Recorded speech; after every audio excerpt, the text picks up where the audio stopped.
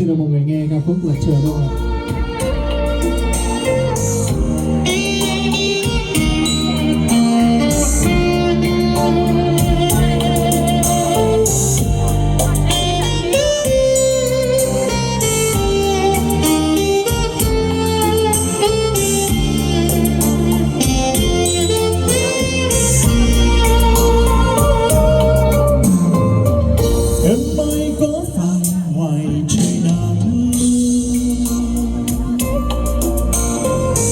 Em ơi có phải trời đã sáng đâu,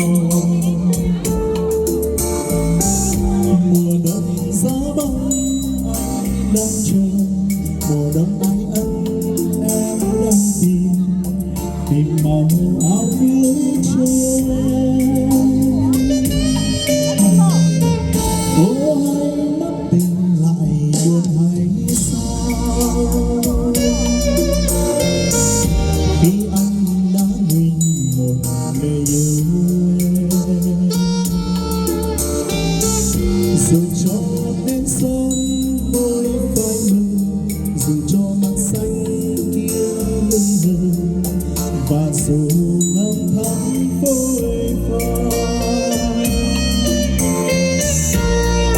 Ta quen biết nhau khi tàn xuân, ta yêu thiết tha khi hè xa,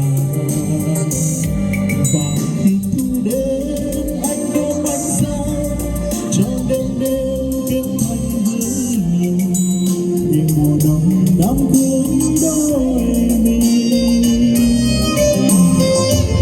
Em ơi xích lại thật gần bên anh, cho em nở một nụ cười xinh xinh. Từ đây những đêm trong thanh đêm, mình không lẻ loi không u sầu, nguyện cầu ta mãi bên nhau.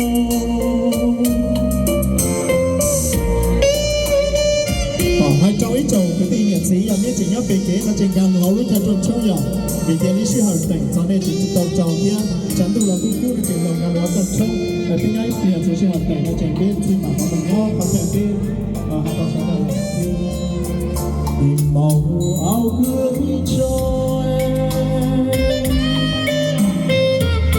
Ô hay mắt tình lại buồn hay sao,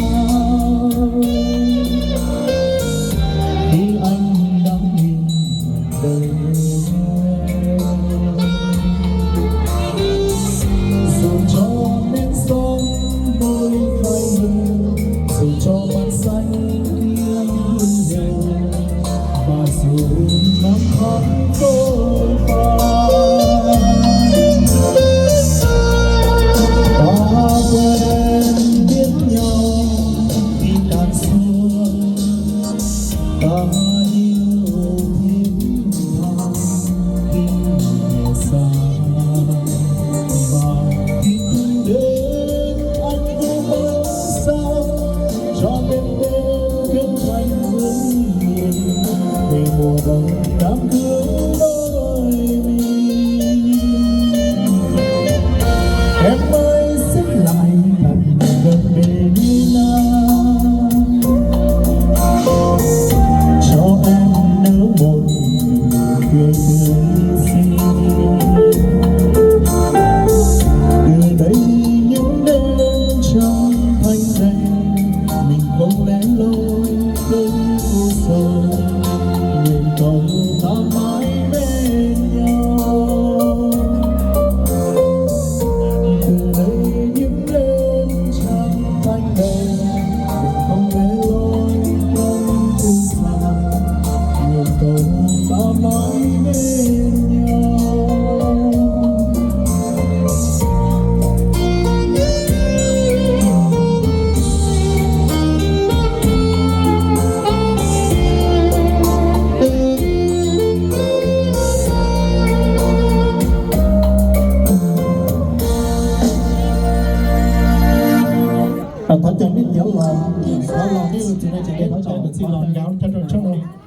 chẳng đủ là cu theo chỉ cả lớn nhau một bên tỏi tiền cho nhỉ.